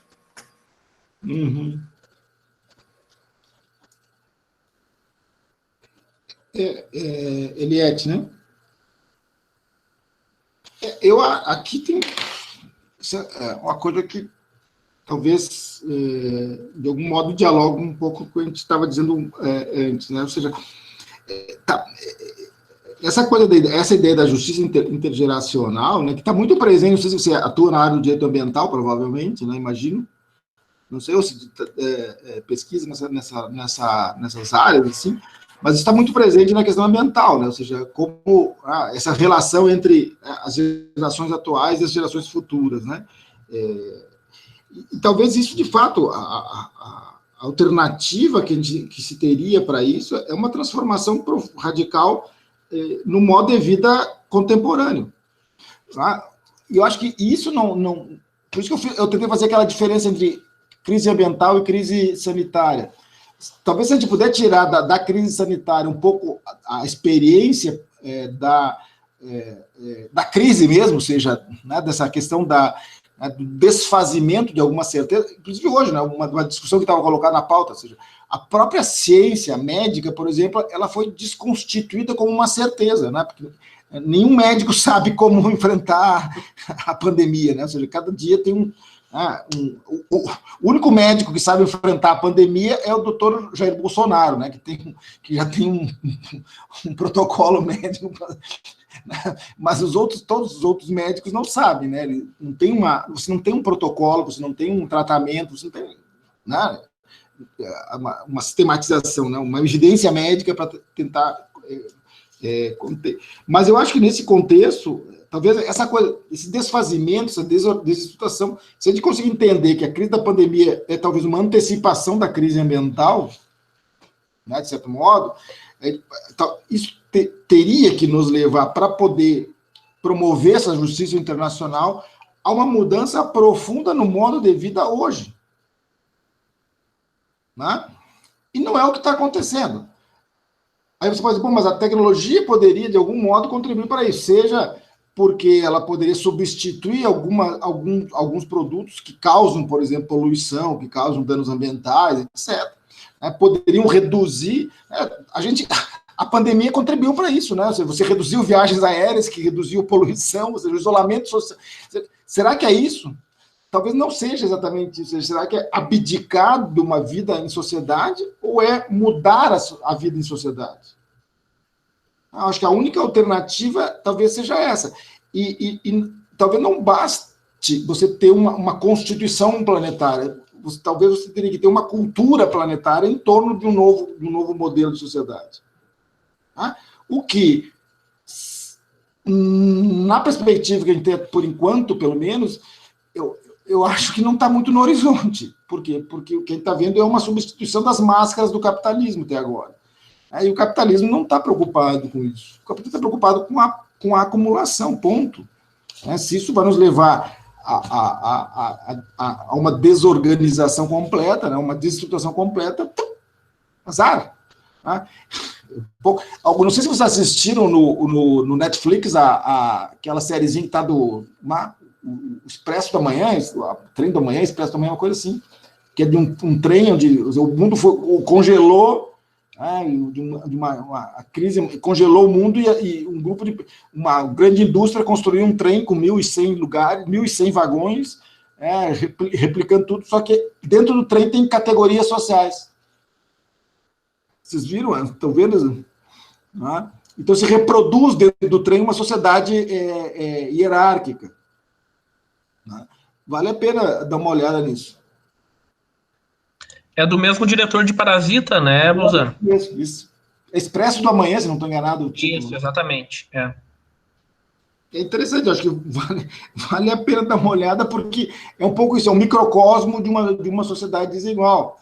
A gente tem também aquele filme que tem o Wagner Moura, tá no filme, uma outra, e aquela sobrinha da Sônia Braga, Alice Braga também está no filme, é uma produção norte-americana chamada Elysium, que também em alguma medida trabalha, né, com essa questão. Foi bom tu lembrar isso, Michael. Eu tenho dito que para mim está muito mais a solução Elysium do que a solução Ferraioli, vamos dizer assim.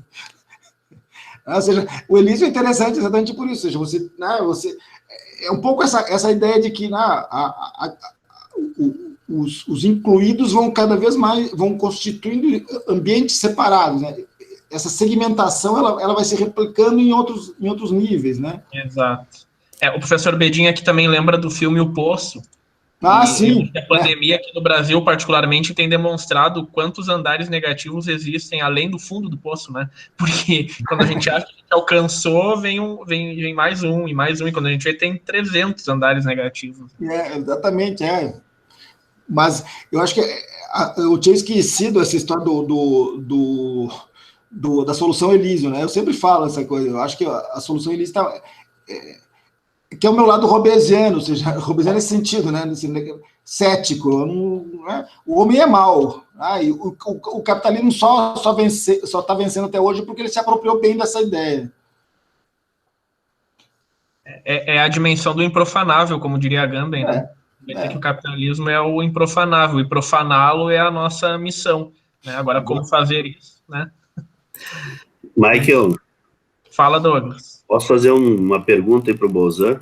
Só se tu botar a câmera aí para nós ver, senão não. Olha aí, ó. Não, primeiramente, Bolzan, agradecer a tua presença aí, a participação. É sempre muito bom ouvi-lo depois de tanto tempo que a gente foi teu aluno, e é sempre muito... Contemporâneo da faculdade, depois foi meu aluno, que eu começou o doutorado mais tarde, né, por isso. Pois é. Bom, eu gostaria de que você considerasse duas questões pontuais. Tem um autor alemão, o Christian Linder, ele é uma espécie de biógrafo do Carl Schmitt, e ele diz que o próprio Carl Schmitt fez uma revisitação do conceito de soberano diante da morte. E ele disse que, logo depois da Primeira Guerra Mundial, soberano era aquele que controla, né, aquele que decide sobre o estado de exceção, mas que diante da morte, com a invenção do rádio, já depois da Segunda Guerra, dos aparelhos telégrafos, ele cunhou a seguinte frase, que é do próprio Carl Schmitt: é soberano quem dispõe das ondas do espaço. Era uma frase, segundo esse autor, dedicada ao Carl Schmitt. E ele, inclusive, segundo esse biógrafo, diz que o próprio Carl Schmitt teria tirado de sua casa a televisão e o rádio e todos os aparelhos que produzissem algum tipo de onda. Por que eu quero dizer isso? Porque essa segunda parte do Carl Schmitt é um pouco esquecida quando se fala um pouco de excepcionalidade. E por que eu quero tratar dessa questão? As tecnologias, elas estão produzindo, a meu juízo, dois movimentos. Um movimento que é do campo das subjetividades, de como as pessoas se percebem, de como as pessoas se relacionam, de como as pessoas produzem afetos, compreensões do mundo, e a própria capacidade cognitiva. Ou seja, nós estamos produzindo sujeitos novos. Ou seja, há uma formação completamente nova, incompreendida, em certo sentido, na formação das novas subjetividades. A psicanálise tem caminhado nisso, tem estudado muito isso. O próprio Byung-Chul Han tem dito feito algumas análises nessa direção. E isso vai, de certo modo, impactar na produção do que a gente chama da dificuldade de invenção de intersubjetividade. Se cada um de nós, a partir do mundo real, produz a sua própria realidade, é muito difícil a gente construir parâmetros comuns de subjetividade que são indispensáveis para a cultura democrática. Ou seja, cada um no seu tablet, cada um na sua página social, inventa o seu mundo à sua maneira. E se cada um inventa o seu mundo à sua maneira, é muito difícil que a gente possa discutir publicamente o mundo à maneira comum. Então, essa é uma preocupação. Se a gente vê as crianças se tornando outros sujeitos, nem melhores nem piores, mas sujeitos completamente distintos daquilo que são sujeitos que nasceram em eras diferentes. Esta forma subjetiva vai produzir, portanto, uma nova relação nos espaços públicos, na construção do trabalho, na construção do direito, na construção da própria democracia. Eu tenho comigo uma ideia de que, para quem quer entender bem a democracia contemporânea, além de entender as ruas, tem que entender as redes. Não há como entender a democracia contemporânea sem entender as redes. E como que elas impactam para dentro das casas, para dentro dos sujeitos, mas para fora, na construção dos espaços públicos. Por que eu digo isso? Vejam, a discussão sobre privacidade e intimidade na rede para a China não faz nenhum sentido. Eles têm 400 milhões de câmeras investigando pessoas diariamente. Eles conseguem controlar uma pandemia porque eles conseguem controlar a vida das pessoas diuturnamente. Isso não vai ser uma condição de possibilidade na sociedade liberal ocidental. Como que você vê, aí eu sou mais dramático mais cético do que romântico, de como nós vamos produzir, sem um parâmetro comum de sociabilidade digital, uma sociedade que consiga construir espaços públicos minimamente saudáveis, para que a democracia continue sendo, a nossa maneira mais antiga, um espaço de convivência, um espaço de decisão.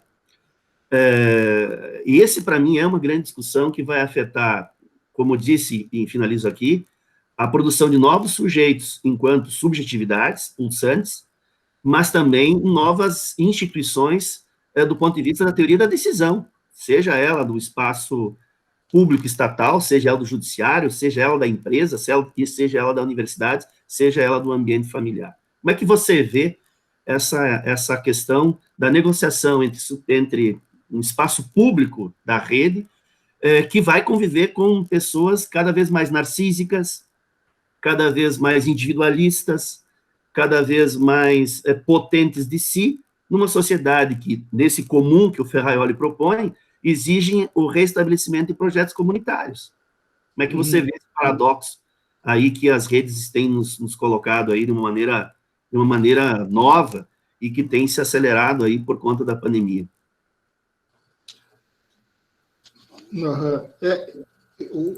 A questão é difícil, né, Douglas? Mas só para a gente poder pensar um pouco sobre isso, né?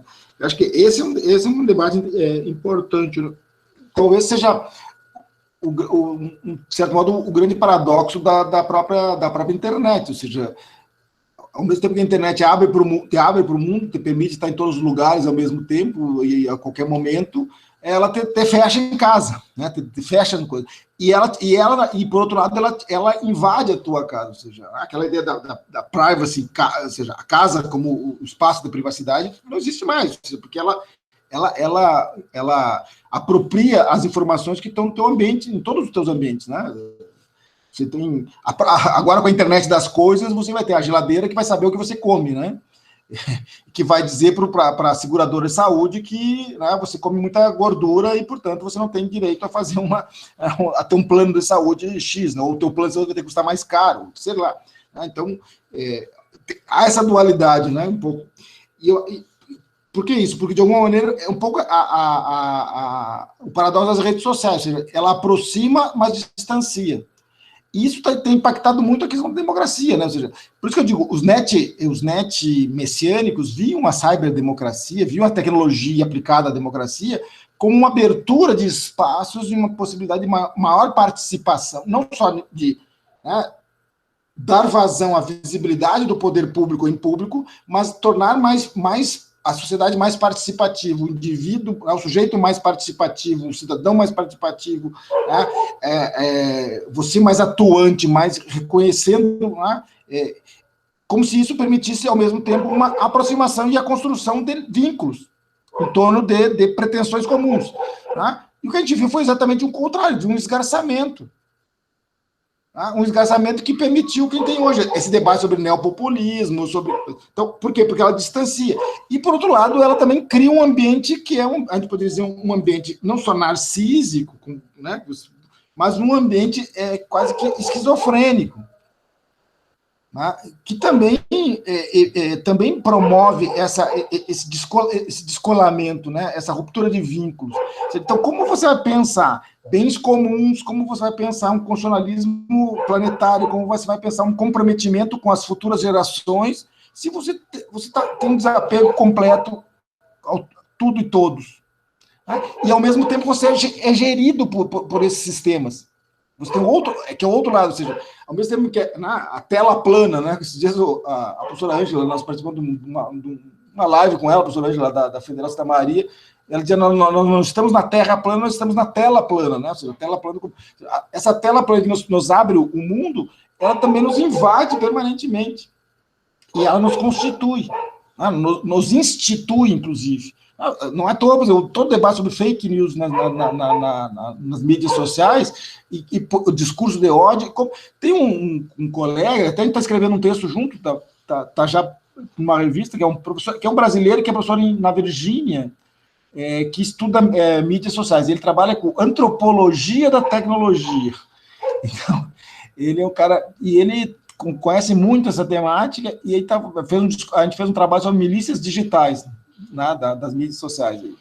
E como isso como esse discurso se constrói dentro das redes. Tá? Então, quer dizer, como você institui sujeitos, tá? E esse discurso... Vê bem, como é que alguém imaginaria que nós estaríamos discutindo terraplanismo em 2020? Quer dizer, então tudo é possível, né? Tudo é possível. É por isso que é sempre bom lembrar do velho Humberto Eco, né? Ou seja, a internet tornou um imbecil, né, doutor, né, mais importante do que o prêmio Nobel. Então, acho que essa então, eu concordo com você com relação a isso, né? Talvez o que a gente essa aproximação distanciada que a internet permite, ela promova muito mais que eu poderia chamar de um neo-individualismo, e um neo-individualismo mais radical nesse sentido de descompromisso com o todo, né? E, portanto, seria inviável você pensar a possibilidade de um espaço público, né, ligado a esse solidarismo, a esse comprometimento, seria inviável. Então, esse é o dilema simbólico da tecnologia. Né? Por isso que a pergunta que a Eliette fez já, que é um pouco essa perspectiva, né? Assim como a tecnologia pode nos permitir uma série de possibilidades, né? O carro elétrico, sei lá, né? que não vai poluir, ou uma série de outras coisas, mas, ao mesmo tempo, ela vai gerando esse tipo de dilema que talvez seja mais radical. Tá? E uma nova máscara, um Estado capitalista com uma nova máscara do Estado capitalista, de alguma maneira, talvez a gente chegue a Elysium, e não a construção planetária. Bolzan, obrigado pela sua resposta. Obrigado também ao professor Douglas aí Vamos conversar mais sobre isso, Douglas. Provocação. Só para nós encaminharmos já o encerramento, eu tenho uma última questão que foi colocada aqui no chat pela Ana Maria Andrade, e ela diz o seguinte: para lembrar um reflexo da era da tecnologia e da quantificação no Estado de Direito, um problema que o professor Bolza destaca em seus estudos e que tem relação com a crise genética do Estado é o fato de, por estar o direito vinculado à fórmula original do Estado liberal de direito, especialmente no que diz respeito ao modelo de processo, que se regula pela lógica procedimental, na horizontalidade do tempo. Enquanto que as demandas, os conflitos advindos da globalização, como, por exemplo, a crise sanitária, requerem uma solução numa temporalidade vertical. E, nesse contexto, a tentativa de importação para o processo e para a superação desse limite como caminho para a robotização das decisões, com base no processamento de dados, faz surgir a possibilidade de perpetuação da desigualdade a pretexto de garantir a isonomia e a celeridade processual. Acho que ela está falando aqui das possibilidades que a tecnologia desvela no campo processual, e já se discute a figura dos juízes robôs e tudo mais, né? Claro, esse é o dilema, por isso que eu digo que esse aceleramento, né, essa aceleração, melhor, né, essa aceleração que a tecnologia promove e que vai romper com uma noção do tempo da modernidade, que é o tempo horizontal, que é o tempo da linha de montagem, né, da própria fábrica, né, para um tempo vertical, ou seja, o tempo instantâneo. Ele, ao mesmo tempo, não, na mesma medida em que de alguma maneira parece que ele permitiria, vou dizer, uma agilização, mas ele dialoga exatamente com a ideia da eficiência, né, no campo do novo gerencialismo. Então, ou seja, tecnologia, eu acho que a tecnologia ela maximiza o projeto do neoliberalismo, tá? Com esse sentido, ela dá um suporte mais robusto, né, ao projeto do neoliberalismo, e por isso ela tem é contraditória com inclusive, a ideia de um construcionalismo planetário, uma ideia de um certo... Por quê? Porque aí você teria que operar num tempo que não existe mais. Tá? E isso permitiria também que, com base na operação desse tempo instantâneo, você tenha condições de de subrepeticiamente reproduzir desigualdades. O Michael falar do juiz robô. Ano passado, eu vi uma entrevista com o diretor da Faculdade de Direito de Harvard, e ele comentava sobre a ideia de um juiz robô para a opção por fianças nos Estados Unidos, né? Ou seja, se receberia ou não receberia fiança em determinadas circunstâncias. Né? E diz, esse juiz robô seria ótimo, num certo sentido. Por quê? Porque ele leria todas as decisões que existem em todos os tribunais, de todos os juízes americanos sobre a concessão ou não de fiança. E estabeleceria o quê? Um padrão, né? Estatístico. Né? Uma linguagem pós-simbólica, que escamotearia o quê? Todo o viés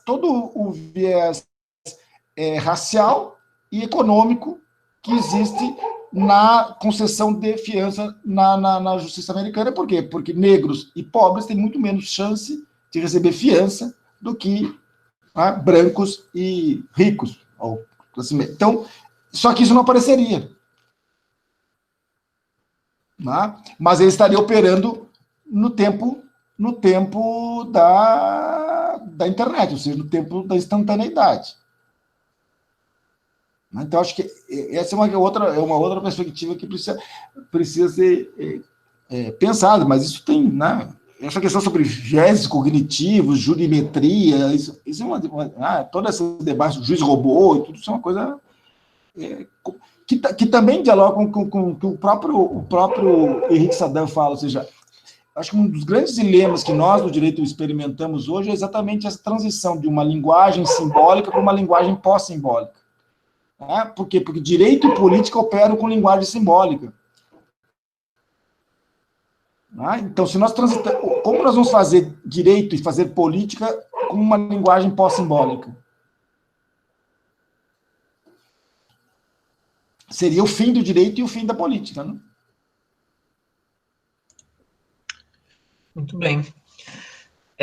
Saímos daqui, como convém a uma discussão como essa, com mais dúvidas do que respostas e certezas, né, Bolzan? E te agradecemos por ser o provocador aí, na tarde de hoje, dessas questões, né? Eu acho que ficamos todos desafiados aqui a seguir estudando, pesquisando, lendo, investigando, né, esses temas, e se realizarmos daqui 100 anos uma atividade como essa, me parece que ainda não teremos chegado a respostas, né?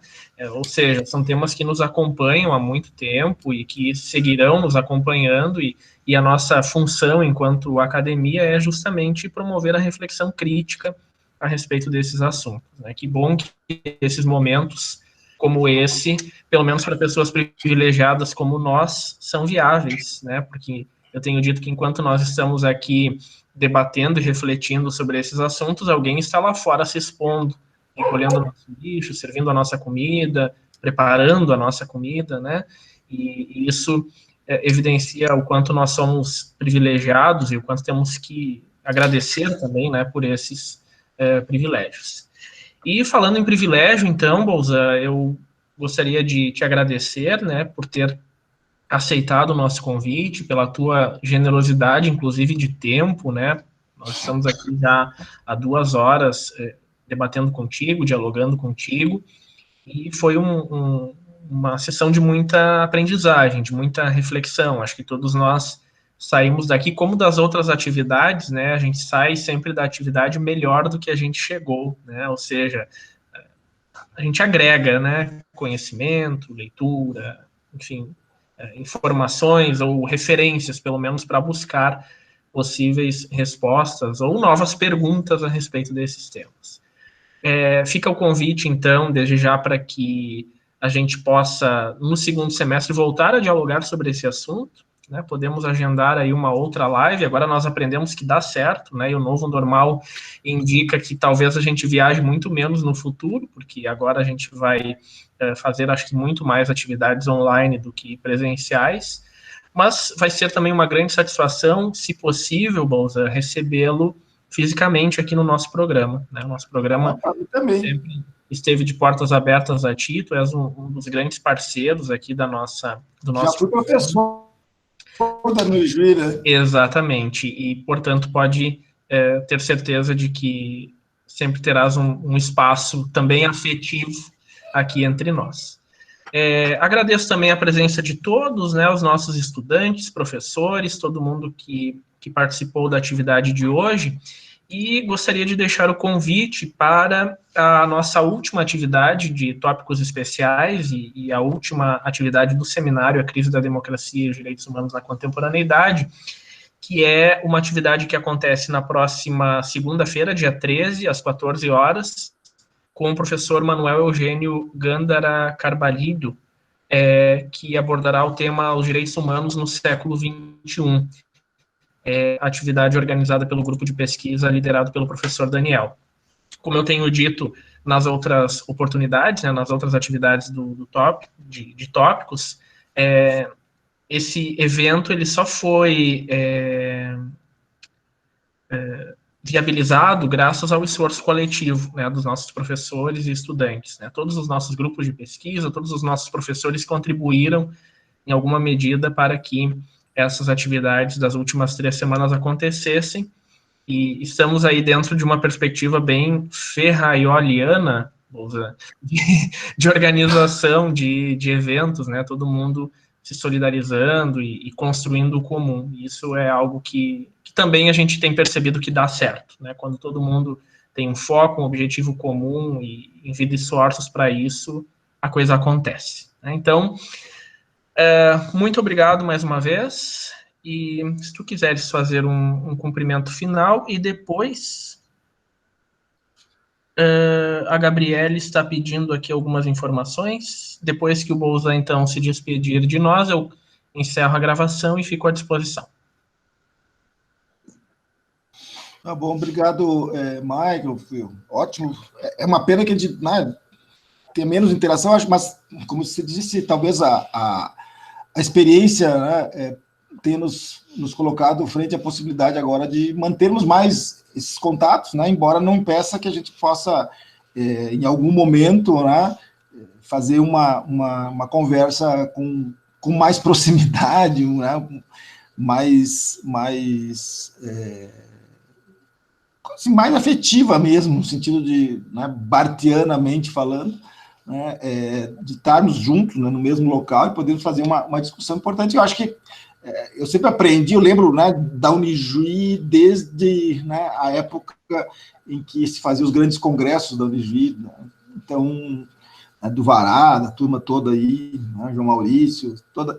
Então, acho que é sempre gostoso, e a Unijuí sempre foi provocadora de grandes reflexões, né? Até hoje é assim, né? E por isso é sempre bom poder estar com vocês, né? Conhecer os novos, né, alunos e professores, colegas e tal, e também rever os amigos, os antigos professores e alunos, né, saber que estamos todos bem, apesar, né, da crise pandêmica, né? E, vamos ver, quem sabe, se chegarmos ao final de 2020, podemos fazer um Réveillon, né, para comemorar 2021, né? Não.